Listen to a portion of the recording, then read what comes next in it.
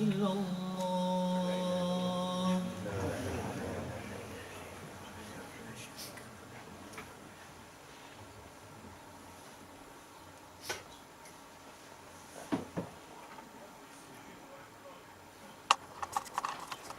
إن الحمد لله نحمده ونستعينه ونستهديه ونستغفره ونتوب إليه ونعوذ بالله من شرور أنفسنا ومن سيئات أعمالنا. من يهده الله فلا مضل له ومن يضلل فلا هادي له.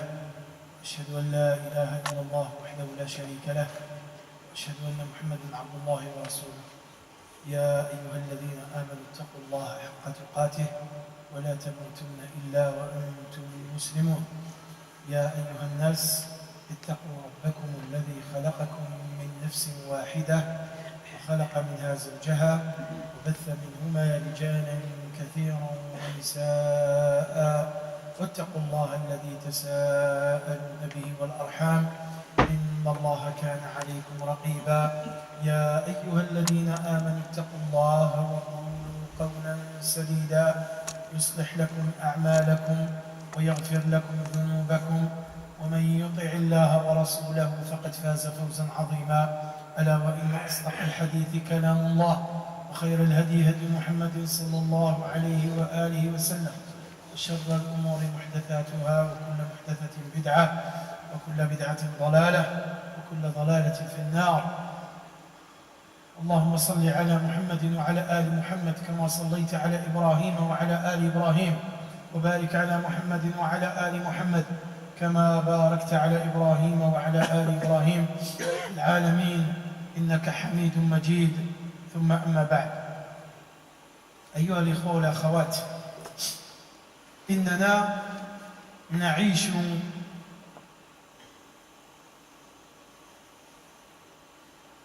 حياة نسمع فيها كثير من التغيرات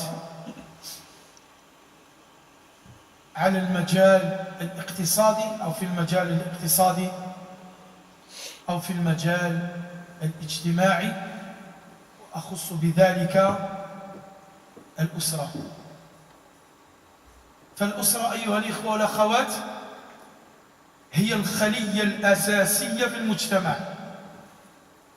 تتكون الأسرة من أفراد تربط بينهم صلة القرابة والرحم. الأسرة هي امتداد للحياة البشرية وسر بقاء الإنساني وسر البقاء الإنساني. Chers frères, chères sœurs, je disais qu'on est en train de constater des changements sur plusieurs plans. Sur les plans économiques, avec le chômage et avec la récession, mais il y a aussi des changements au niveau social et plus précisément des changements au niveau de la constitution d'une famille. La famille est un des fondements de l'humanité. C'est la première cellule dans le corps de la nation. Elle-même, la famille, est une petite nation. L'existence de l'être humain est dans la famille. الأسرة هي وحدة بنائية تتكون من رجل وامرأة ومعهم أطفال. لكن إذا أردنا أن نوسع كلمة أسرة فإذا بنا نقول أن الأسرة هي الأب والأم والأولاد والأجداد والجدات من جهة الأب ومن جهة الأم، والأعمام والعمات والأخوات والخالات والأحفاد وابن العم وابن العمة وابن الخال وابن الخالة وصلة الرحم. ويقول رب العزة: واتقوا الله الذي تساءلون به والأرحام. Les membres de la famille sont constitués de deux époux, un homme et une femme, et d'enfants. Et si on veut voir le sens le plus large ou le plus grand de la famille, eh bien on peut dire que la liste est très très longue. Et on doit être vraiment content que certaines personnes ont une liste assez longue dans leur famille. Je sais qu'il y a des personnes, ils n'ont pas de grand-père, ils n'ont pas de grand-mère, ils sont orphelins, mais il ne l'a pas choisi. Il ne l'a pas choisi. Sauf que maintenant, on veut nous imposer. La liste, je disais, elle est longue. Les deux époux, le papa, la maman, les enfants, les grands-pères paternels, les grands-pères maternels, les oncles paternels, les oncles maternels, les tantes paternelles, les tantes maternelles, les cousins, les cousines. Et il y a chez certaines familles, ils se retrouvent avec des arrière-grands-pères et des arrière-grands-mères. Masha'Allah. La personne doit être fière si elle a une famille comme ça. Car elle vit dans une famille. Elle vit dans une nation. الأسرة تحافظ على التوازن النفسي البسيكولوجي للأفراد وقد رأينا الذين ولدوا تحت اسم إكس منعوا باسم القانون على معرفة اسم الأم واسم الأب فإذا هم يعيشون حياة حزينة يريدون التعرف على من هم ومن أين أتوا. ولنا مثال آخر في الصين، ذلك البلد الذي يبلغ أكثر من 1.5 مليار نسمة، لكن باسم القانون حددوا النسل وفرضوا على الزوجين إنجاب ولد واحد فقط. سياسة الولد الوحيد. الآن الصين تتخبط في أمراض نفسية عند هؤلاء الأولاد والبنات كبروا وليس لهم أعمام ولا أخوال ولا خالات ولا ابن عم ولا بنت عم وهلم جرا. وحيد فقط، عنده أب وأم فقط. Je disais que la famille assure l'équilibre psychique et l'équilibre psychologique de ses membres. On voit les personnes qui sont nées sous X, ils sont en train de faire des recherches. Ils supplient les autorités de leur communiquer le nom de leur mère ou de leur père. Mais au nom de la loi, c'est interdit. Et on voit ces gens perdus, complètement perdus. Parce qu'ils veulent savoir d'où ils viennent. D'où ils viennent. Et les musulmans doivent être fiers de connaître leurs grands-pères et leurs arrière-grands-pères, et on le voit dans nos noms. Mohammed ibn Ahmed ibn Mohammed ibn Abd al-Qadir ibn وهلم جرا. فكن فخور وعلم أولادك وبناتك هذه السلسلة. علمهم، قل لهم أنت ابن محمد، وأعطي له اسم جده، وأعطي له اسم الجد الأول إذا عندك، والاسم الجد الثاني، حتى يعرف من أين أتى هذا الولد ومن أين أتت هذه البنت. Et on a l'exemple de l'enfant unique en Chine, un pays plus d'1,5 milliard de personnes. Mais ils ont imposé le fils unique dans un couple. On voit maintenant ce fils unique qui a pris de l'âge, il se retrouve sans cousin, sans cousine, car c'est la même chose de l'autre côté. Et il peut ne pas avoir d'oncle paternel et d'oncle maternel, et de tante, etc. Et on voit qu'il y a un déséquilibre psychique chez cet enfant. Et les enfants du divorce et les orphelins, etc.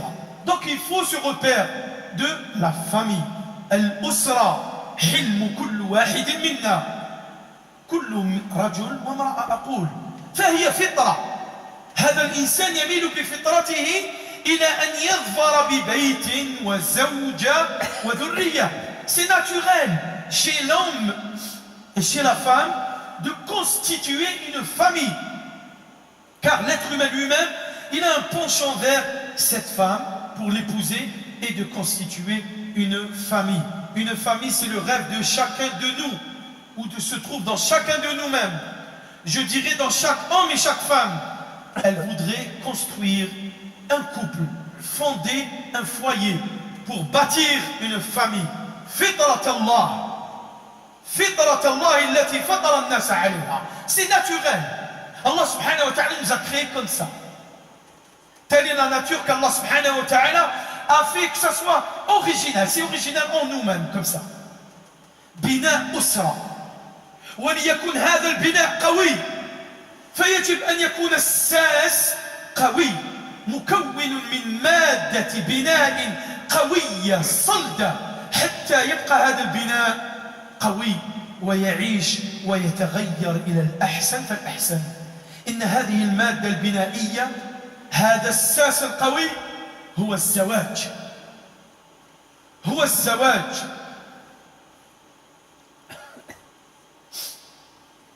Donc je disais que dans chacun de nous, le mot bâtir. Pourquoi j'ai cité le mot bâtir? J'ai dit bâtir parce que une famille c'est fort. J'ai cité ce verbe bâtir car c'est un projet solide. Il lui faut des fondations solides. Et le matériel le plus solide jusqu'à la fin du monde, c'est le mariage, l'acte du mariage. وَأَخَذْنَا مِنْكُمْ مِيثَاقًا غَلِيظًا. Et Allah subhanahu wa ta'ala, pour sceller ce pacte, ou pour confirmer ce mariage, on va le sceller avec un pacte. Tu ne peux pas avoir des rapports intimes avec cette femme tant qu'il n'y a pas des conditions pour te marier avec elle. وهذا هو الميثاق الغليظ. الزواج. نعم. الزواج بين رجل وامرأة وأول زواج في التاريخ كان بين أبونا آدم عليه السلام وأمنا حواء عليها السلام التي خلقت من ضلع آدم. والقصة تعرفونها. Le mariage est le pilier le plus fort de la famille, d'où elle va naître cette famille et se constituer et évoluer. Et Allah subhanahu wa ta'ala a créé notre père Adam et il lui a donné une épouse qui s'appelle Hawa. Ya ayyuha an-nas ittaqu rabbakum alladhi khalaqakum min nafsin wahida Adam wa khalaqa minha zawjaha Hawa. Allah subhanahu wa ta'ala a créé d'un seul être, il a créé Adam et ensuite il lui a donné une épouse et cette épouse c'est Hawa, afin que toute la progéniture se propage sur cette terre des hommes et des femmes. يعيش معها في الجنة النعيم ثم فإذا بالله يقول له قلنا يا آدم اسكن أنت وزوجك الجنة وزوجك Allah subhanahu wa ta'ala il dit à Adam, il lui dit habite toi, où habite le paradis, toi et ton épouse. Épouse. ثم القصة تعرفونها ثم فإذا بأبونا حواء وأمنا حواء على هذه الأرض فوقع ما بينهما ما يقع بين الرجل والمرأة فلما آتاهما صالحا أول أسرة في تاريخ الإنسانية تكونت آدم وحواء رزقهم الله ولد صالح. أول أسرة في تاريخ الإنسانية. Ensuite Allah subhanahu wa ta'ala a fait en sorte que Adam et Hawa aient un enfant et il vient de constituer, de construire, de bâtir la première famille dans l'histoire de l'humanité. Adam, Hawa et leur fils, un fils saint. On ne cite pas le prénom. الزواج نعم الزواج. الزواج آية من آيات الله. خلق الرجل خصيصا للمرأة وخلقت المرأة خصيصا للرجل وأوصاهم بالزواج. ومن آياته أن خلق لكم من أنفسكم أزواجا لتسكنوا إليها وجعل بينكم مودة ورحمة. Allah subhanahu wa ta'ala, parmi ces signes, les terres, les cieux, la mer, la résurrection, etc., parmi ces signes de mariage. Il a créé de vous, pour vous, des épouses. Il a créé de vous, pour vous, des épouses, pour que vous viviez en toute tranquillité avec elles. Il a mis entre vous de l'affection et de la bonté. Allah subhanahu wa ta'ala a fait en sorte qu'il y ait de la bonté dans chacun des deux, de l'homme et de la femme. وَجَعَلَ بَيْنَكُمْ مَوَدَّةً وَرَحْمَةً رَأْفَةً سَعَادَةً بِالْوَلَدِ وَلَدٌ, une progéniture. وَجَعَلَ بَيْنَكُمْ مَوَدَّةً وَرَحْمَةً, et il a mis entre vous de l'affection, de la bonté, de la miséricorde, de l'amour, de la progéniture. Al-sa'ada, le bonheur, al-hub, l'amour, c'est naturel. الذي جعل هذه المودة والرحمة هو الله, celui qui a fait en sorte qu'il y ait de la bonté et de l'affection entre vous deux, entre les deux époux, c'est Allah. Donc cette famille, il faut qu'elle soit pour Allah.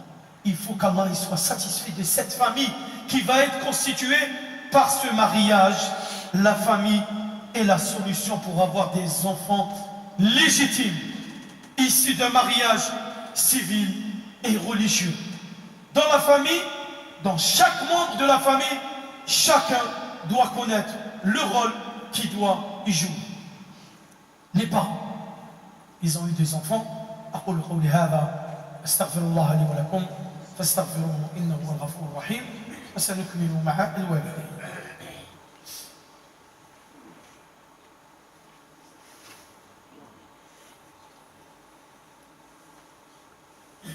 الحمد لله حمدا كثيرا طيبا مباركا فيه وأصلي وأسلم على من بعثه الله رحمة للعالمين وعلى آله وصحبه أجمعين ثم أما بعد.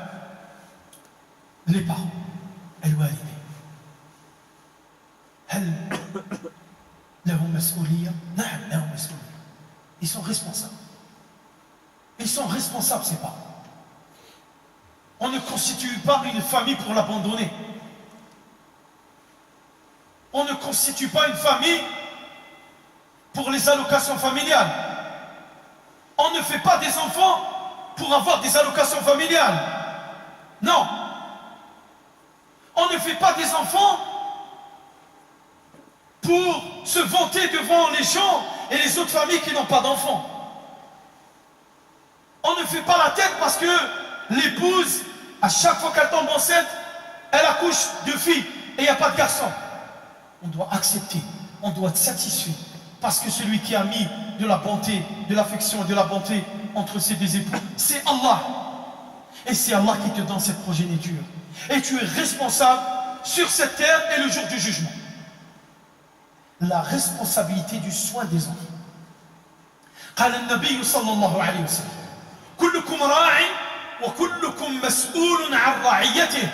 Le prophète sallallahu alayhi wa sallam nous a comparé à un berger qui surveille son troupeau. Est-ce qu'il va laisser la brebis galeuse sortir ou est-ce qu'il va tout de suite lui dire de revenir dans le troupeau? Parce que si elle va sortir, elle va être la proie du loup ou de tout autre animal sauvage. Tes enfants, ils ne sortent pas. Ils restent dans cette protection. Tu ne les laisses pas vivre dans la rue. Leur repère, c'est leur famille. Leur repère, ce n'est pas des acteurs. Leur repère, ce n'est pas des joueurs de foot. Leur repère, c'est la famille. Et cette famille doit être saine, bien sûr. Le papa est responsable. La maman est responsable. Les grands-parents sont responsables. S'ils voient quelque chose qui va de travers, il faut qu'ils disent. Ils ne disent pas non, non, je m'en fous, c'est pas mes enfants. C'est tes petits-enfants. Tu es responsable, tu rendras des comptes le jour du jugement. L'oncle paternel doit donner son avis aussi. Ça n'existe pas, c'est pas mes enfants. Tu fais partie de cette famille. Tu dois intervenir, bien sûr, avec sagesse et avec science. Ya ayyuha alladhina amanu qu anfusakum wa ahlikum nara. Préservez vos familles, préservez vos enfants du feu le jour du jugement. Et préservez-les sur cette terre le rôle du père et de la mère au sein d'une famille, c'est de protéger les enfants, c'est de préserver les enfants, c'est de prendre soin aux enfants, c'est d'être attentif aux enfants, c'est d'écouter ses enfants, c'est de surveiller ses enfants, c'est d'accompagner quand ils sont jeunes ses enfants, et surtout lors du virage de l'adolescence, c'est de les orienter, c'est de les nourrir, c'est de les aimer, c'est de leur donner, c'est de les éduquer, c'est de les enseigner, c'est leur apprendre, leur inculquer, leur communiquer, les respecter, recevoir d'eux, entreprendre pour eux, partager avec eux, les responsabiliser. Responsabilisons nos enfants pour qu'ils sachent comment vivre après. هذه هي مسؤولية الوالدين. لكن قبل كل شيء عندما يلد هذا الولد أو هذه البنت ما عليك إلا أن تسميها تسمية صحيحة، تسمية صحيحة خالية من السخرية ومن اتباع الموضات، تلقنهم الشهادة، تعلمهم لا إله إلا الله، تعرفهم على ربهم، على نبيهم، على دينهم الإسلام، تربيهم على الأخلاق العالية والعادات النبيلة، تغرس فيهم صفة الصدق وتحذرهم من مرض الكذب، تبعث فيهم روح المراقبة لله والخوف منه. قوا أنفسكم وأهليكم نارا، قوا أنفسكم وأهليكم نارا. قال عمر بن عبد العزيز رضي الله عنه: الصلاح من الله والأدب من الآباء. Allah subhanahu wa ta'ala, il s'occupe de la piété.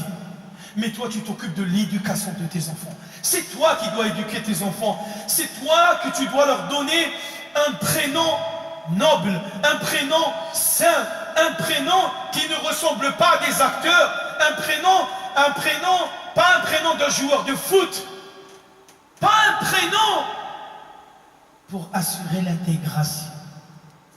J'aime bien assurer l'intégration. Allez, ça veut dire que tu donnes un nom à ton fils et tu penses qu'avec ce prénom il va devenir ministre? Là, là. Allah يسميه محمد ولما تناديه تتقرب به إلى الله، وسميه أسامة بن زيد، سميه عمر واغرس فيه أخلاق عمر بن الخطاب رضي الله عنه، سميه أبو بكر، سميه حذيفة، سميه des prénoms de joueurs. Pour qu'il devienne joueur, pour qu'il te ramène 250 000 euros par semaine, ça veut dire que tu as fait des enfants pour toucher leur salaire, c'est ça, profiter de leur salaire. La ilaha illallah. نسأل الله سبحانه وتعالى أن يحفظنا ويحفظ أولادنا. بين لهم، اشرح لهم، علمهم أسماء الله وصفاته، علمهم أسماء الله وصفاته، وأعلمهم أسماء وصفات الله الحسنى. Apprends à tes enfants les noms et les attributs d'Allah subhanahu wa ta'ala. Apprends-lui que ça veut dire As-Sami', Al-Basir, Al-Razzaq, Al-Karim, Dhi al-Quwwat al-Matin, Al-Quddus, Al-Salam. علمه لا إله إلا الله قبل أن ينام. قل لا إله إلا الله، وعلمه يرفع السبابة. قل لا إله إلا الله فسيعيش بلا إله إلا الله. أما ما نراه عند علمه الصلاة، علمه الصلاة، علمه الصلاة، فقهه في الدين. ادعو له كما كان يدعو النبي صلى الله عليه وسلم لابن عباس، قال اللهم علمه فقهه في الدين وعلمه التأويل. ادعو يا رب اجعل أبنائي من حفظة القرآن، وجهه إلى الدين، ثم الدنيا تأتي بعدها، ما تخافش. لكن ما نراه الآن أن On voit maintenant l'éducation des familles, elle se divise en 3 catégories. Première catégorie, المعاملة القاسية. المعاملة القاسية، شدة في التعامل، زجر، تهديد، ضرب، إهمال الأبناء بحجة ظروف العمل وكثرة الأسفار، يسافر فيحرم الأولاد من برهم من البر بهم والتعامل معهم. Première catégorie de famille, c'est la sévérité, mais alors là, la caserne. La caserne. Il lève la main sur ses enfants, il les insulte, il les menace, il les prive. Et en plus de ça, c'est un homme, son seul but c'est le commerce, les enfants, on s'en fout. Il voyage, il est là en train de voyager, il les prive, il prive ses enfants d'amour du papa et de repère. Il est où le papa? Il n'est pas à la maison. C'est bon. Ma mère c'est un repère? Non, ma mère c'est féminin? Non. Je veux autre chose, je veux un masculin. Il n'y a pas, et il trouvera dehors ou sur la télévision. La deuxième catégorie de famille. التي تتعامل المعاملة اللينة.